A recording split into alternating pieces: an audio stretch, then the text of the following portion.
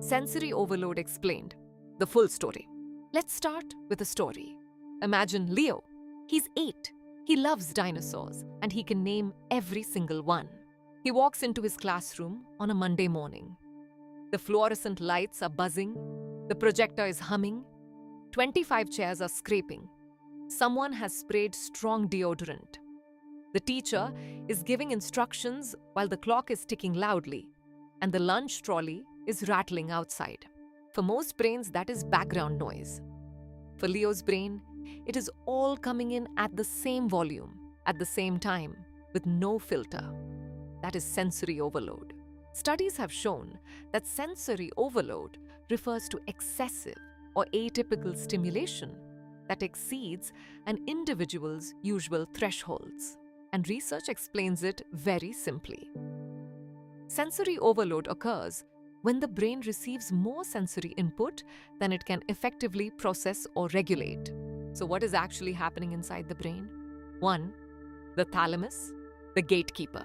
All your senses, except smell, have to pass through a small egg-shaped structure deep in the middle of your brain called the thalamus. Think of it as Grand Central Station and a security filter in one. Research describes it like this. The brain filters senses by passing through the thalamus. And when this filter isn't working, the brain isn't able to decide which sensory information is important, and the person has sensory overload. In a well-regulated moment, your thalamus says, okay, keep the teacher's voice, ignore the clock ticking. 2. Sensory gating, the brain's bouncer. Sensory gating is a mechanism in the attention system that helps to keep extraneous or unwanted sensory information from being attended to and processed. When sensory gating is inhibited, sensory stimuli that would normally go unattended are attended to and processed. Studies have shown that if this gating is weak, or if there are too many competing signals at once, problems with this filtering process lead to information overload. That is why a child can be fine in a quiet room, but fall apart in a supermarket. It's not the child changing, it's the load. 3. Why the brain allows it to happen? The alarm system. This is the part parents and teachers miss. The brain is not doing this to be difficult. It is doing it to protect you.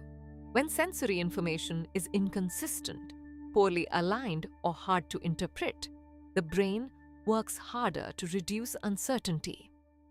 That extra work is often what people describe as overload. Your brain is a prediction machine. It constantly asks, what will happen next? Am I safe?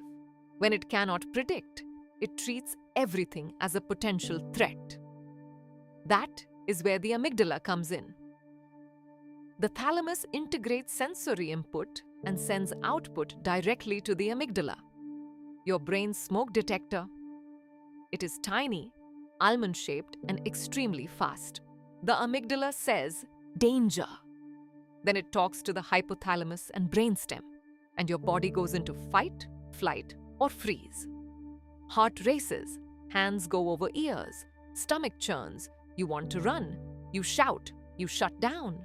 At the same time, your prefrontal cortex, the part at the front of your brain that helps you think logically, use words, and make calm decisions, goes offline. This is why saying, use your words, or calm down in that moment never works.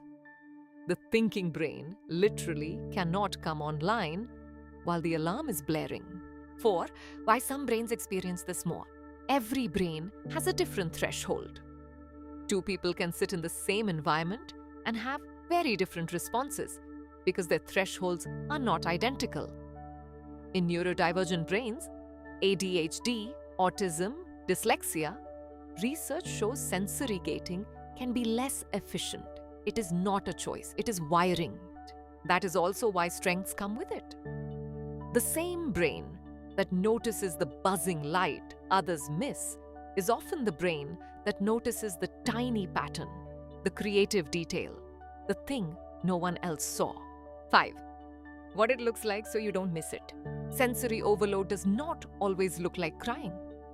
Hands over ears, hiding in clothes, suddenly going silent or shutting down, sudden anger or pushing away, running away or hiding, nausea and headaches, or even giggling and silly behavior. 6. What helps? Because studies have shown that if you do this, the brain can reset, but you have to help the filter first, not the behavior. Studies have shown that if you reduce input first, the brain can re-regulate.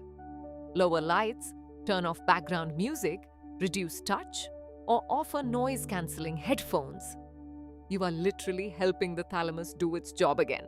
Studies have shown that if you offer a predictable, safe exit instead of a consequence, the amygdala calms down. It's loud in here. You can go to the calm corner. I will stay with you. Works better than stop shouting. Safety brings the prefrontal cortex back online, and studies have shown that if you teach interoception, helping a child notice internal body signals before overload, you prevent overload later. Simple language like, my chest feels tight, my ears are buzzy, gives the brain a map of what is happening inside. This is why therapy support like sensory integration strategies, occupational therapy, and emotional regulation coaching are so effective. They don't fix the child, they build the filter and strengthen the safety system.